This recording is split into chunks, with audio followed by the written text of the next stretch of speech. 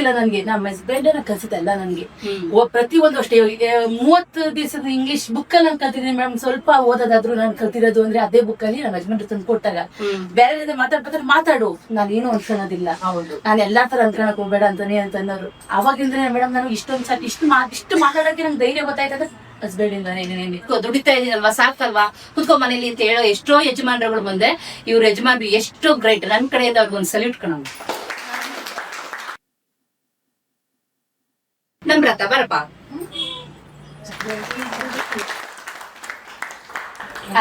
ನಮಸ್ಕಾರ, ಹೇಗಿದ್ಯಪ್ಪ? ಚೆನ್ನಾಗಿದ್ದೀನಿ. ಎಲ್ಲಿಂದ ಬರ್ತಾ? ಹೆಸರೇನು? ನಮ್ರತ ಮ್ಯಾಮ್. ನಮ್ರತ ಎಲ್ಲಿಂದ ಬರ್ತಾ? ಹೆಸರುಘಟ್ಟ ಮತ್ಕೂರು. ಸ್ವಲ್ಪ ದೂರ ಆಗತ್ತಾ? ದೂರ ಮ್ಯಾಮ್, 20 ಕಿಲೋಮೀಟರ್ ಆಗುತ್ತೆ. ಅಲ್ಲ ಪಂಡನ್ ಗಾಡಿ ಬರ್ತೀಯಾ? ಬಸ್ಸಲ್ಲಿ ಬಂದ್ರೆ ಜಾಸ್ತಿ ಲೇಟ್ ಆಗುತ್ತೆ ಮ್ಯಾಮ್. ನಮ್ಮ ತಮ್ಮ ಬಿಡ್ತಾನೆ, ಮಗ ಬಿಡ್ತಾರೆ, ಬಸ್ಸಲ್ಲಿ. ಓ, ಅಷ್ಟು ಮಗ ಇದಾರಾ?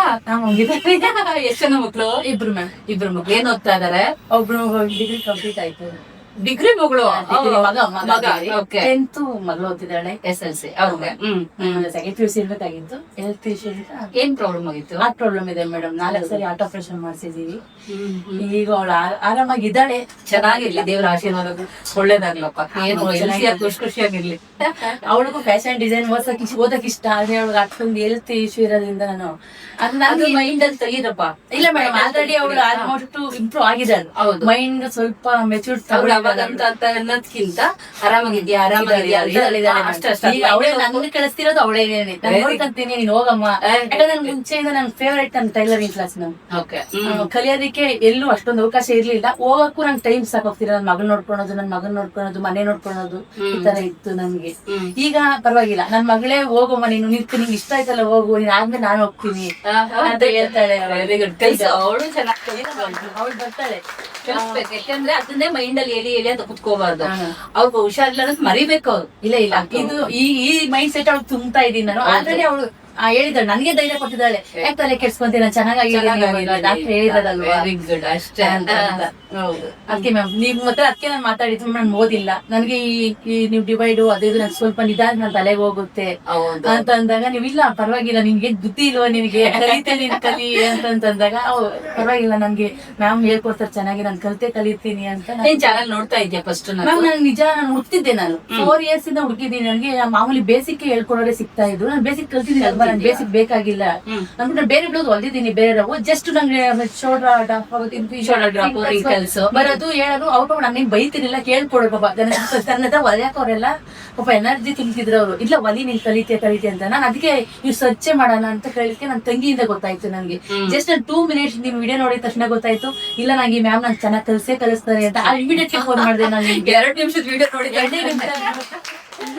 ಫೋನ್ ಮಾಡ್ದೆ, ನೀವ್ ಬಾ ಅಂದಿ. ನಾನು 11 ಗಂಟೆಗೆ ಬಂದೆ. ನಾನು ಬೆಳಗ್ಗೆ ಫೋನ್ ಮಾಡಿದೆ, 11 ಗಂಟೆಗೆ ಇಲ್ಲಿ ಇದ್ದೆ ನಾನು. ಹೌದು, ಅವಾಗ ನೀವ್ ಹೇಳಿ ಈ ಮಾತು ಹೇಳಿದ್ರೆ ನೀವು ಓದೋದ್ ನಿಂಗೆ ಬೇಕಾಗೇ ಇಲ್ಲ, ನಿನ್ ಬುದ್ಧಿ ಇದ್ರೆ ಸಾಕು ಅಂತ. ಅದಕ್ಕೆ ಮ್ಯಾಮ್ ನಾನು ಅಲ್ಲಿ ಆನ್ಲೈನ್ ತಗೊಳೋದೇ ಬೇಡ, ನಾನು ಲೈವ್ ಅಲ್ಲಿ. ಯಾಕಂದ್ರೆ ಖುಷಿ ನೀವ್ ಹೇಳ್ಕೊಡ್ಬೇಕಾದ್ರೆ ನಿಮ್ ಮುಂದೆ ತಪ್ಪಿಸ್ಕೊಂಡ್ರೆ ಇನ್ನೂ ಚೆನ್ನಾಗಿ ಕಲಿತೀನಿ ಅಂತ ನಾನು ಈಗ ತಗೊಂಡಿತ್ತು. ನಾನು ಸ್ಟಾರ್ಟಿಂಗ್ ಬಂದು ಅಡ್ವಾನ್ಸ್ ಕ್ಲಾಸ್ಗೆ ಅಂತ ಸೇರ್ಕೊಂಡೆ. ಆಮೇಲೆ ಎಷ್ಟು ಇಂಟ್ರೆಸ್ಟ್ ಅಂತಂದ್ರೆ ಬಂತು ಪಟ ಅಂತ. ನಾನಂದು ಇಷ್ಟೆಲ್ಲ ಇಂಟ್ರೆಸ್ಟ್ ಇದೆ ಕನ್ನ ಅಡ್ವಾನ್ಸ್ ಕ್ಲಾಸ್ ಏನು ಹೊಲಿತಾ ಇದೆಯಾ ಅಂತ ಕೇಳಿದೆ. ಹೌದು ಮ್ಯಾಮ್, ನಾನು ಕಸ್ಟಮರ್ದೆಲ್ಲ ಹೊಲಿತಾ ಇದ್ದೀನಿ, ಸಣ್ಣ ಪುಟ್ಟ ಪ್ರಾಬ್ಲಮ್ ಅಷ್ಟೇನೆ. ಹಂಗಾದ್ರೆ ನಿನ್ಗೆ ಅಡ್ವಾನ್ಸ್ ಕ್ಲಾಸ್ ಬೇಕೇ ಇಲ್ಲ, ಫ್ಯಾಷನ್ ಡಿಸೈನಿಂಗ್ ಸೇರ್ಕೊಳ್ಳೋ ಇಂಟ್ರೆಸ್ಟ್ ಇದೆಯಾ? ಒಟ್ಟು ನಿಮ್ ಹತ್ರ ಬಂದಿದ್ದೀನಿ, ನಾನು ಇಂಪ್ರೂವ್ ಆಗ್ತೀನಿ ಅಂತ ನನಗೆ ಗೊತ್ತಿದೆ. ನೀವು ಇಂಪ್ರೂವ್ ಮಾಡ್ತೀರಾ, ನೀವ್ ಏನ್ ಹೇಳಿದ್ರು ಮಾಡ್ತೀನಿ ಮೇಡಮ್. ಆಯ್ತು, ಫ್ಯಾಷನ್ ಡಿಸೈನಿಂಗ್ ಸೇರ್ಕೊ ಅಂತೇಳಿ ಸ್ವಲ್ಪ ದಿನ ಕ್ಲಾಸ್ ಅಲ್ಲೇ ಕೂರಿಸ್ಕೊಂಡು ಟಚ್ ಕೊಟ್ಟು, ಅದಾದ್ಮೇಲೆ ಒಂದು 15 days ಬಂದ 15 days ನನ್ನ ಹತ್ರ ಹಂಗೇನೆ ಇದ್ ಮಾಡ್ಕೊಂಡು ಡಿಸೈನ್ ನಲ್ಲಿ ಯಾವ ರೀತಿ ಮಾಡ್ಬೇಕು ಲೆಕ್ಕದಲ್ಲಿ ಏನು ಇಲ್ಲ. ವಿದ್ಯೆ ಇದೆಯಾ, ವಿದ್ಯೆ ಇರ್ಲೇಬೇಕು ಅಂತ ಇಲ್ಲ, ಈ ಬುದ್ಧಿ ಚೆನ್ನಾಗಿದೆಯಲ್ಲ ಸಾಕು. 3 ಬ್ಲೌಸ್ ಬಂದಿದ್ದೀನಿ. ಆ 3 ಬ್ಲೌಸ್ ಅಲ್ಲಿ ನಾನು ಏನ್ ತಪ್ಪು ಮಾಡಿದ್ದೀನಿ ಅಂತ 3 ಬ್ಲೌಸ್ ಅಲ್ಲೇ ಗೊತ್ತಾಗಿದೆ. ಪವಿತ್ರ ಮೇಡಮ್ ಒಂಥರ ಹೇಳ್ಕೊಟ್ರು, ಚಂದನ ಮ್ಯಾಮ್ ನೀವು ಹೇಳ್ಕೊಟ್ಟಿರೋ ಅಷ್ಟು ಬ್ಲೌಸ್ ಪರ್ಫೆಕ್ಟ್ ಬ್ಲೌಸ್ ನನಗಾಗುತ್ತೆ. ಬೇರೆ ನಾ ಇನ್ನ ಹೊಲ್ದಿಲ್ಲ. ನಿಮ್ ಮೆಥಡ್ ಅಲ್ಲಿ ಹೊಲ್ದಿರೋ 3 ಬ್ಲೌಸ್ ಪರ್ಫೆಕ್ಟ್ ಆಗುತ್ತೆ. ಎಲ್ಲೂ ರಿಕಲ್ಸ್ ಇಲ್ಲ, ಶೋಲ್ಡರ್ ಡ್ರಾಪ್ ಇಲ್ಲ, ಏನೇ ಇಲ್ಲ. ಓಕೆ ನೋಡಿ, ಒಂದ್ 3 ಬ್ಲೌಸ್ ಅಲ್ಲಿ ಅದಕ್ಕೆ ನಾನು ಫಸ್ಟ್ ಅಂದೆ, ಬಾ ಫಸ್ಟ್ ನಿನಗೆ ಏನ್ ಇಷ್ಟ ನಮ್ಗೆ ಗೊತ್ತಾಗ್ಬೇಕಲ್ವಾ. ಯಾವ ಹೊಸಬ್ರು ಈಗ ಹಳ್ಳೊಬ್ರು ಅಂದ್ರೆ ನನ್ಗೆ ಗೊತ್ತಿರುತ್ತೆ ನಿಮ್ಗೆ ಹೆಂಗೆ ನಾನು ತಗೊಂಡ್ ಹೋಗ್ಬೇಕು ಅಂತ. ಹೊಸಬ್ರ ಬಗ್ಗೆ ನಂಗೆ ಗೊತ್ತಿರಲ್ಲ ಅಲ್ವಾ, ಹೊಸ್ದಾಗಿ ಸೇರ್ಕೊಂಡವ್ರಿಗೆ ಏನು ಎತ್ತ ಅಂತ ವಿಚಾರಿಸ್ಕೊಂಡು 15 ದಿನ ಕ್ಲಾಸಿಗೆ ಸೇರ್ಕೊಂಡ್ಮೇಲೆ ಇವ್ರಿಲ್ಲ ಟ್ಯಾಲೆಂಟ್ಗೆ ಬೇಡ, ಅಡ್ವಾನ್ಸ್ ಕ್ಲಾಸ್ ಬೇಡ, ಬಾ ಫ್ಯಾಷನ್ ಡಿಸೈನ್ ಸೇರ್ಕೊಂಡು ಇನ್ನೂ ಎತ್ತರಕ್ಕೆ ಬೆಳಿ ನೀನು ಅಂತೇಳಿ ಬರೀ 15 ದಿನದಲ್ಲೇ ಫ್ಯಾಷನ್ ಡಿಸೈನ್ ಹಾಕೊಂಡು ಈಗ ಬರೀ 15 ದಿನದಲ್ಲಿ ಬೇರೆ ಏನು ಕೊಡ್ತಾ, ಬರೀ ಪ್ಲೈನ್ ಬ್ಲೌಸ್ 3 ನೀಟಾಗಿ ಲೆಕ್ಕಗಳನ್ನೆಲ್ಲ ಹೆಂಗ್ ಮಾಡ್ಬೇಕು ಅಂದ್ಬಿಟ್ಟು ಲೆಕ್ಕ ಎಲ್ಲ ತೋರಿಸಿದಾಗ ಬರೀ ಕೇವಲ 15 ದಿನದಲ್ಲಿ ನೀಟಾಗಿ ಬರೀ ಬ್ಲೌಸೇ, ಬೇರೆ ಏನು ಬೇಡ, ಕಟ್ ಮಾಡು ಮೆಜರ್ಮೆಂಟ್ ಲೆಕ್ಕ ತಿಳ್ಕೊ, ಮೈಂಡ್ ಎಲ್ಲ ಇಟ್ಕೊಂಡು ಬರ್ಕೊ, ಬರಿಲೇಬೇಕು, ಇಲ್ಲ ತಲೆಯಲ್ಲಿ ಒಂದಿತ್ತು ಸಾಕು, ಓದ್ಬೇಕು. ಎಲ್ಲರೂ ಅಂತಾರೆ ಅಯ್ಯೋ ನಾನು ಓದಿಲ್ಲ, ಫ್ಯಾಷನ್ ಡಿಸೈನ್ ಅಂದ್ರೆ ಇಂಗ್ಲಿಷಾ, ಮನೆಯವ್ರು ಕೇಳಿದ್ರು ಮೇಡಮ್ ನಮ್ಗೆ ಇಂಗ್ಲಿಷ್ ಬರಲ್ಲ, ಆದ್ರೆ ಈ ಕನ್ನಡ ಬರೆಯಕ್ ಬರ್ತವ್ರನ್ನೇ ನಾನು ಸೇರ್ಕೊಂಡು ಇಷ್ಟು ಇಂಪ್ರೂವ್ ಮಾಡ್ತಾ ಇದೀನಿ, ಇಂಗ್ಲಿಷ್ ಏನಕ್ಕೆ, ನಾವೆಲ್ಲ ಕನ್ನಡ ಮೀಡಿಯಂ ಮಗಳಪ್ಪ ನಾವು ಅಂತ ಏನ್ ತಲೆ ಕೆಡಿಸ್ಕೋಬೇಡಿ, ಬನ್ನಿ ನಾನು ಕಲಿಸ್ತೀನಿ ಅಂತ ಹೇಳಿ ನೀಟಾಗಿ ಬಂದೆ. ಎಷ್ಟು ನೀಟಾಗಿ ಎಲ್ರಿಗಿನ ಫಸ್ಟ್ ನೀಟಾಗಿ ಬಂದ್ಬಿಟ್ಟು ಕಟಿಂಗ್ ಅಷ್ಟೇ ಏನ್ ಹೇಳ್ಬಿಟ್ಟು ಅಂತ ಮಾಡ್ತಾ ಇದಾರೆ. ಈ ಆರಿವರ್ಕ್ ಇದು ಎಂಬ್ರಾಯ್ಡ್ರಿನೂ ಅಷ್ಟೇ, ನಾನು ಫ್ರೀ ಇವಾಗ ಕ್ಲಾಸ್ ಓಪನ್ ಆಗಿದ ತಕ್ಷಣ ಎಂಬ್ರಾಯ್ಡ್ರಿ ಕ್ಲಾಸ್ ಅದನ್ನು ಅಷ್ಟೇ ನಾವೊಂದು ಹೇಳ್ಕೊಟ್ರೆ ಅವಳೊಂದು ಕ್ರಿಯೇಟ್ ಮಾಡ್ಕೊಂಡ್ ಬರೋ ರೇಂಜ್ಗೆ ಬೆಳ್ಕೊಂಡ್ರು, ಬಹಳ ಖುಷಿ ಆಗುತ್ತೆ. ಅದು ನಿಮ್ಮಿಂದ ಮ್ಯಾಮ್, ನನಗೆ ಆ ಧೈರ್ಯ ಎನರ್ಜಿ ಬರುತ್ತೆ ನಿಮ್ಮಿಂದ. ಯಾಕಂದ್ರೆ ನೀವು ಮಾಡಿರೋ ವಿಡಿಯೋ ನೋಡ್ಬಿಟ್ರೆ ಸಾಕು, ಅವ್ರಿಗೆ ಎಂತವ್ರಾದ್ರೂ ಬರಲ್ಲ ಅಂದ್ರೂ ಬರುತ್ತೆ ನಿಮ್ ಮಾತಲ್ಲಿ. ಅದು ಚೆನ್ನಾಗಿದೆ ಮೇಡಮ್, ನಿಮ್ ಮಾತು ಎಷ್ಟೋ ಜನ ಹಾಕ್ಲಿ. ನಂತರ ಅಪ್ಪ ಹೆಲ್ಪ್ ಮಾಡಿದವ್ರಿಗೆ ಮಕ್ಕಳಿಗೆ ನಿಮ್ ಮಾತು ಕೇಳಿಸಿದ್ರೆ ನಿಜ ಸಾಕು, ಅವ್ರಿಗೆ ಏನ್ ಬೇಕಾದ್ರೂ ಸಾಧನೆ ಮಾಡ್ತಾರೆ. ಯಾಕೆ ಈಗ ನೀನ್ ಇಲ್ಲಿ ಜಾಯಿಂಟ್ ಫ್ಯಾಮಿಲಿನಾ? ಇಲ್ಲಿ ಜಾಯಿಂಟ್ ಫ್ಯಾಮಿಲಿ ಮ್ಯಾಮ್. ನಾನು ಮದುವೆ ಮುಂಚೆನೂ ಜಾಯಿಂಟ್ ಫ್ಯಾಮಿಲಿ, ಮದುವೆ ಆದ್ಮೇಲೆ ಜಾಯಿಂಟ್ ಫ್ಯಾಮಿಲಿ ಇರೋದು. ನಾನ್ ಜಾಸ್ತಿ ನಮ್ಮ ಹಸ್ಬೆಂಡ್ ಮ್ಯಾಮ್, ನನಗಿಂತದ್ದು ಇಲ್ಲ ಅನ್ನೋದಿಲ್ಲ. ಮುಂಚೆ ನನಗೆ ಏನಂದ್ರೆ ಏನು ಇರಲಿಲ್ಲ ಮೇಡಮ್, ಏನು ಇರಲಿಲ್ಲ. ನನ್ನ ಹತ್ರ ಬಟ್ಟೆ ಕೂಡ ನಾನು 3 ಜೊತೆ ಬಿಟ್ಟಿರ್ಲಿಲ್ಲ. ನನ್ನ ಹತ್ರ ಅಷ್ಟು ಕಷ್ಟ ಅನುಭವಿಸಿದೀವಿ, ತಿನ್ನಕ್ಕೂ ಗತಿ ಇರ್ತಿರ್ಲಿಲ್ಲ ನಮ್ಗೆ. ನಮ್ಮ ಅಪ್ಪ ಸಂಪಾದನೆ ಮಾಡಲ್ಲ ಅಂತಲ್ಲ, ಬೇರೆ ಕೊಡೋರು ಎಲ್ಲಾರು, ಅಮ್ಮ ಕೊಡ್ತಿರ್ಲಿಲ್ಲ, ಮಕ್ಳು ಕೊಡ್ತಿರ್ಲಿಲ್ಲ, ತಂಗಿದಿರು ಅವರಷ್ಟೇ. ಮದ್ವೆ ಆಗಿದ್ ಮರುಕ್ಷಣ ನಮ್ಮ ಹಸ್ಬೆಂಡ್ ನಿಂದ ನಾನು ಪ್ರತಿಯೊಂದು ಏನಿದೆ ಮೇಡಮ್ ಎಲ್ಲ ನಮ್ಮ ಹಸ್ಬೆಂಡ್ ಇಂದ.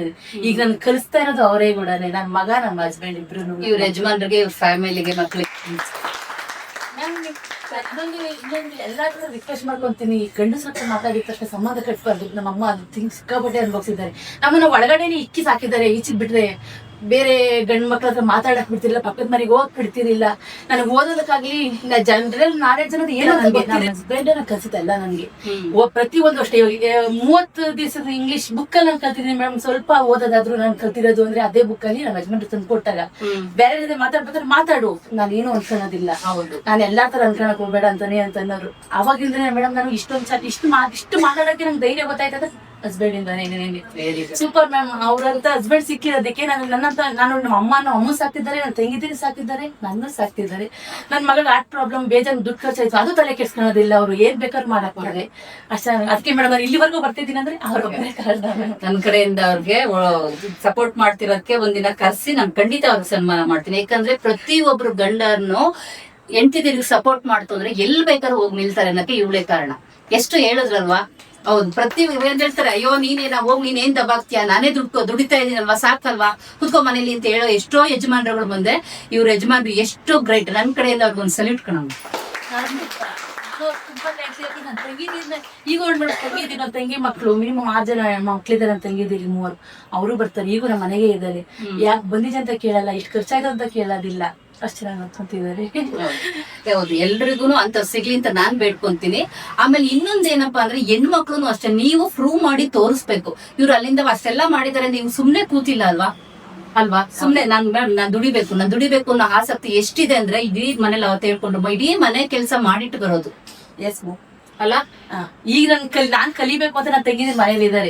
ನೀನ್ ಹೋಗಿ ಕಲಿ, ನಾನು ಮನೆ ಕೆಲಸ ನಾನು ನೋಡ್ಕೊಂತೀನಿ ಅಂತ ನಮ್ಗೆ ಹೆಲ್ಪ್ ಮಾಡ್ತಿದ್ದಾರೆ. ಅವ್ರು ನಾನ್ ಕಲಿಯೋಕೋಸ್ಕರ ಕೇಳಿ 4 ತಿಂಗಳ ಕಂದ ನಿನ್ ಇದೇ ಚೇಂಜ್ ಆಗತ್ತೆ. ನಿಮ್ ಮನೆಯವರೆಲ್ಲ ಹೋಪ್ ಇಟ್ಕೊಂಡು ಕಳ್ಸಿದಾರಲ್ವಾ, ಇದು ಇವತ್ತು ಇವ್ರ ಫಸ್ಟ್ನೇ ವಿಡಿಯೋ ಆಗಿರುತ್ತೆ. ಇವ್ರು ಪ್ರತಿದಿನ ವಿಡಿಯೋಸ್ ಬರ್ತಾ ಇರುತ್ತೆ, ನೋಡ್ತಾ ಇರಿ.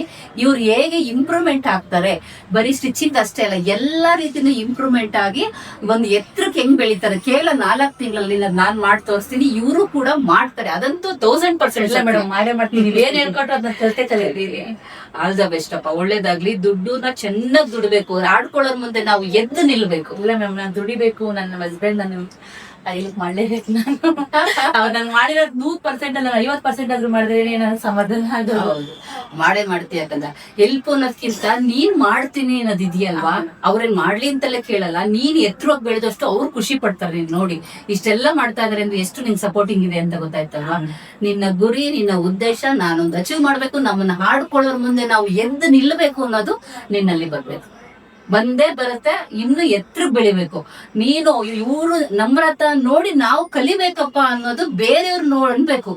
ಇವಳ ಅಂತಿದ್ದವರೆಲ್ಲ ಓ ನಮ್ರತನ ಇಷ್ಟು ಚೆನ್ನಾಗಿ ಬೆಳಿತಾ ಇದಾರ ಗುಡ್ ಅನ್ನೋ ತರ ಬೆಳಿಬೇಕು ಕಂದ. ಬೆಳೆದೇ ಬೆಳಿತೀಯ.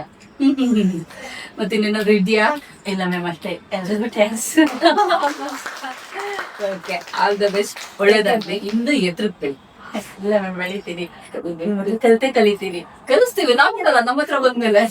ನಗ್ನಗ್ತಾ ಇರಿ ಯಾವಾಗ್ಲೂ. Thank you ma'am.